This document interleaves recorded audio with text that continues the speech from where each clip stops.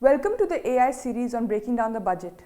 In this video, we will look at the different sources and types of information that can be gleaned from the budget documents. The first source to know about government priorities and policies is the budget speech or the budget highlights. Both documents do a great job in summarizing government intent and outlining the vision for the next year. However, it is important to also realize that budget speeches in some ways are a political document. In a short span of time, they are meant to articulate the achievements undertaken in the last year and the changes that the government plans to do in the following year.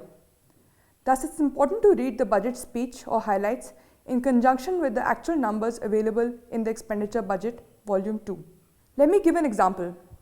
A cursory read of the budget speech last year would have led many to believe that a sum of 2.87 lakh crores will be given as grants and aid to Gram Panchayats and municipalities as per the recommendations of the 14th Finance Commission. However, what the speech didn't specify is that this allocation was for a 5-year period. Similarly, whilst the speech spoke about the launch of, to quote, two important schemes, the Paramparagat Krishi Vikas Yojana, which will bring 5 lakh acres under organic farming over a 3-year period, a look at the budget numbers showed that the scheme was actually launched in 2015-16 with an allocation of Rs 300 crore.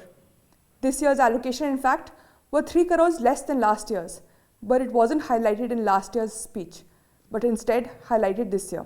This kind of fact-checking aside, a detailed look at Expenditure Budget Volume 2 can give us insights such as how much is going for one ministry over the other, what share of a ministry's budget is going for a particular scheme, trends and allocations over a period of time, impact of policies such as implementation of the Right to Education Act leading to a substantial increase in SSA allocations, and of course component-wise trends such as how much is going for elementary education versus secondary education.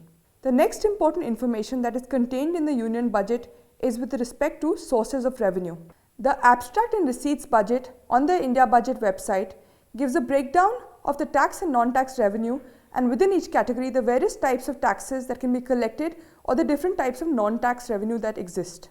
If one wants to get a more detailed idea, say for instance the different types of cess that have been collected, something that has become particularly important in the context of the fiscal devolution as cesses aren't devolved to the states, or in light of the goods and service tax where there will be an attempt to consolidate cesses, one can also look at the detailed tax revenues. For instance, as you can see on your screen, under Union Excise Duties, we have the Education Cess used to fund midday meal and Sarva Shiksha Abhiyan, the Clean Energy Cess, cess on crude oil, amongst others. Finally, even within a scheme, it's possible to see where money for that scheme is coming from. Let's take the example of Sarva Shiksha Abhiyan. If we go to the Expenditure Budget Volume 2 and open the specific demand for grant for the Ministry of Human Resource Development, under SSA, we can see the breakup of how much is coming from the Ministry of Finance directly, or GBS, and how much is coming through the cess and how much through externally aided programs, or EAP. Another useful lens to understand the union budget is to look at it from the context of devolution. There are a number of different statements that give both quantum as well as types of devolution from the union government to states. Let's look at a few examples. For instance, budget at a glance, which gives a breakup of the different types of transfers from the union government to states, such as tax devolution, non-plan grants, which include the Finance Commission grants, and central assistance to state plans, which include money transferred through centrally sponsored schemes. If one wants a further breakup of the central assistance to state plans, Statement 16 of the Expenditure Budget Volume 1 is the place to go. It divides the CASP into grants and loans such as externally aided projects, special central assistance to tribal subplan, special central assistance to scheduled caste subplan, and also gives a breakup of the different types of Finance Commission grants as well as centrally sponsored schemes.